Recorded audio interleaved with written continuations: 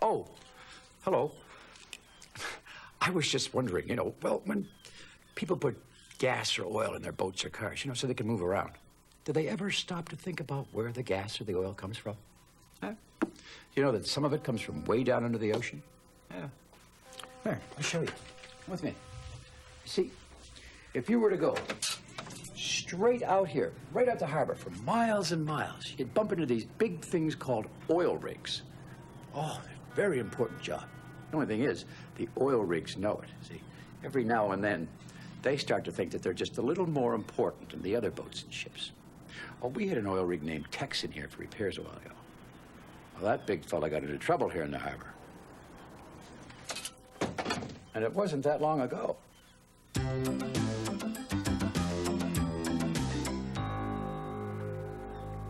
The giant oil rig had arrived in the middle of the night, back from a job way out on the ocean.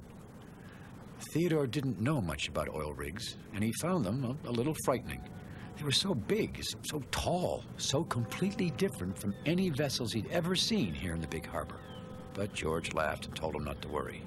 Those rigs are big, all right, he said. But don't worry. I know them well. They all ask for me when they come in here.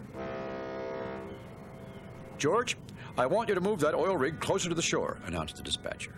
And George looked at Theodore as if to say, I told you so. And take Theodore along with you, finished the dispatcher.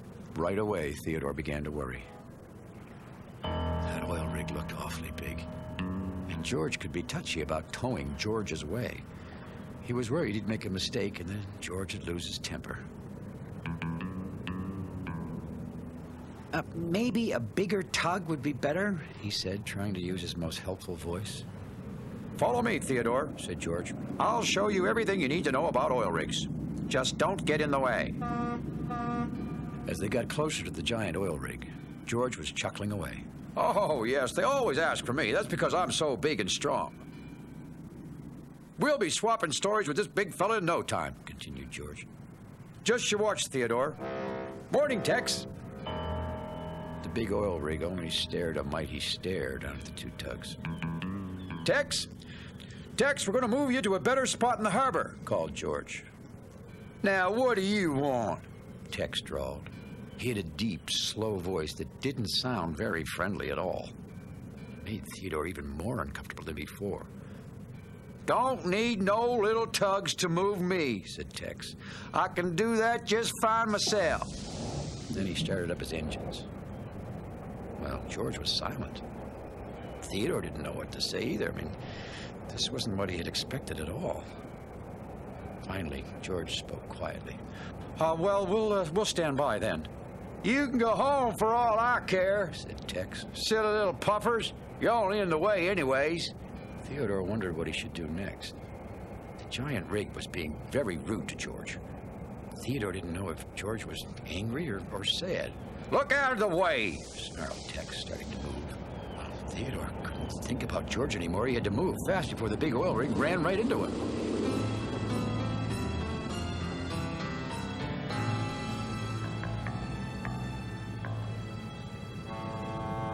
Now, as soon as George and Theodore were back at their dock, Foduck was eager to find out what it was like to work with the oil rig. Did he tell you lots of stories about the ocean? Asked Foduck. He was pretty tired, said George. But we figured we'd better let him get some rest. He wanted us to stay, but... Theodore stared at George. Why, that wasn't true at all. I guess George gave you a good lesson about moving oil rigs, eh, Theodore? Said Foduck. Theodore didn't know what to say. After all, he never wanted to tell a lie, but if he told Foduck about how badly the oil rig had treated George, George was likely to get upset again. Said Theodore, I've certainly never met anyone like him before. That was true enough, thought Theodore sadly. I've just been told a storm is coming, the dispatcher announced. George, make sure the Texas anchor cables are firmly in place.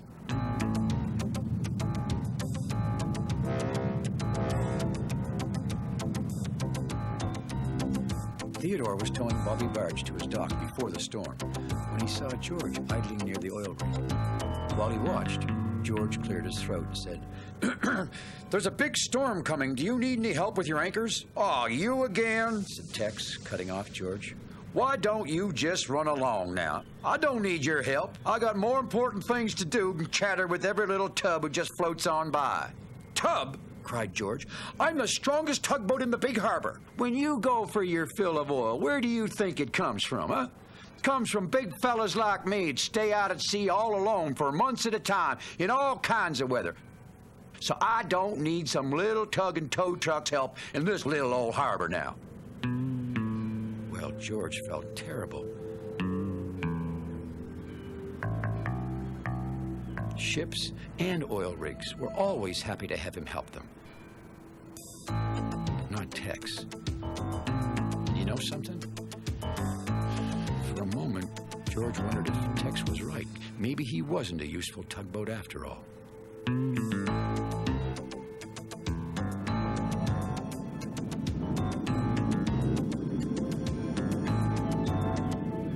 It looks like that oil rig is still being mean to George, Bobby, said Theodore.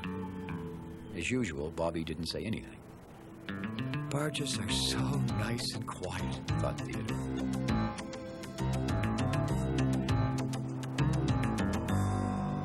We must be sure all the ships in the harbor are safely tied up before the storm, the dispatcher was saying. What's wrong with George? Whispered Hank to Foduck. He had noticed that George seemed very sad, floating off by himself. I don't know, said Foduck, glancing at the gathering clouds. He just got back from telling that big oil rig about the storm. That oil rig is only a bundle of rods and rails, said Theodore. Foduck was surprised with how upset Theodore seemed to be about the oil rig. Tugboats always do what's best for any ships on the water, Theodore, said Foduck. No matter what kind they are. Theodore sighed. He hoped the big oil rig would soon go back out to sea again. It's going to be a big storm, said Emily, shivering. You can feel it in the wind.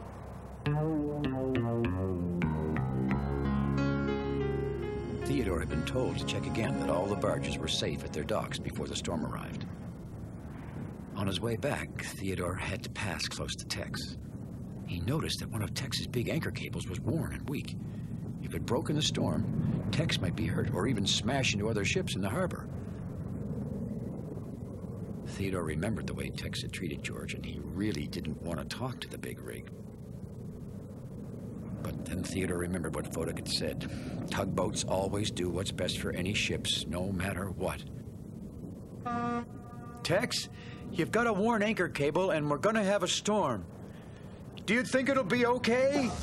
Listen, little puffer, replied Tex. I rode out hurricanes on a wide open ocean on these here anchor cables. I bet you never even been out on ocean. Oh, no, I haven't, sir, admitted Theodore. Well, you just mind your own business then, drawled Tex. Well, Theodore didn't like being spoken to that way. He was so upset, he just turned and headed for home. The wind was getting stronger and stronger. George was by himself when Theodore returned to the Great Ocean dock. I saw you talking to Tex out there, said George, still grumpy. Oh, I suppose he's your friend now. Well, that made Theodore sad. I mean, he'd only been trying to help, and now George seemed to be nasty to him.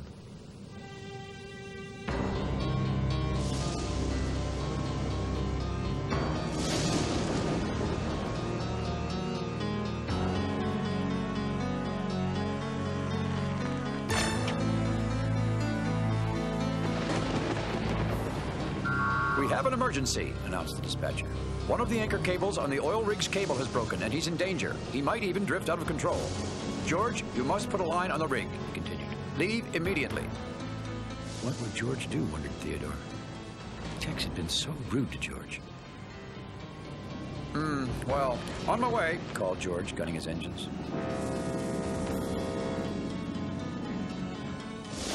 Do something and fast, cried Tex. Hang on tight, yelled George, hoping Tex could hear him through all the wind. But before George could start to pull, the wind twisted Tex around.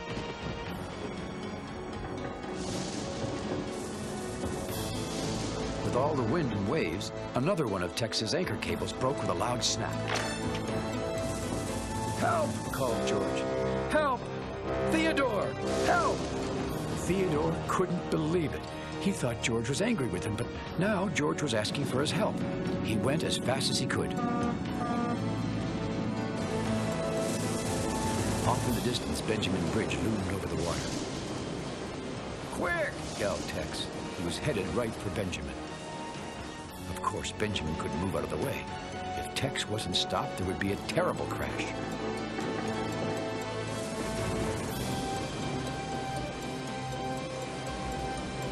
Tex and George were swirling in the storm, getting closer and closer to Benjamin. Benjamin was getting scared. "Turn back! Turn back!" he yelled. Theodore quickly saw what he had to do. Oh, no! Cried Tex. I'm gonna crash! Theodore had his lines around the big legs of the rig in a flash. And then he went right underneath Tex.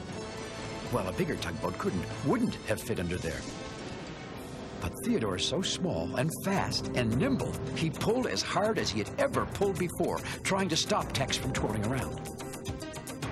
Theodore could almost feel Benjamin behind him. Pull, little guy! Cried Tex. Hurry! Cried Benjamin. Theodore was pulling so hard, it was beginning to hurt.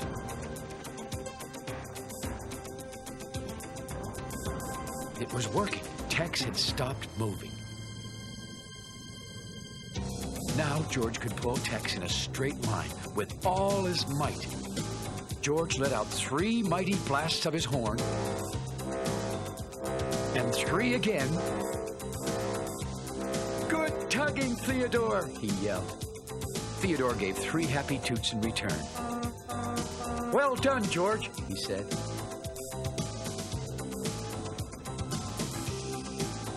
And Benjamin Bridge was pretty happy, too.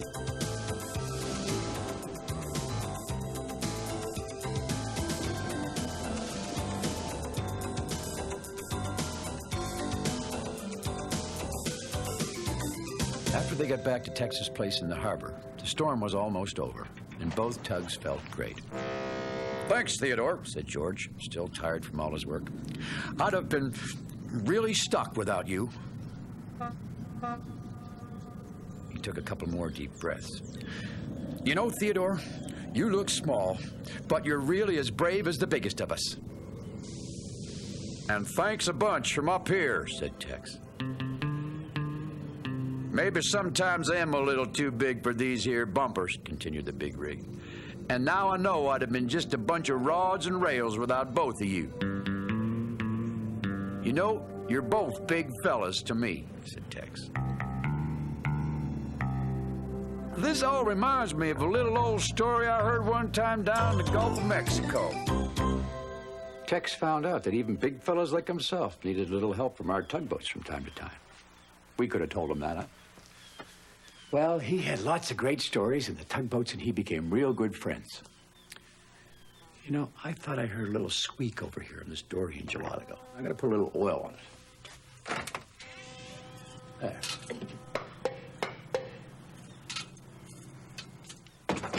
That's it.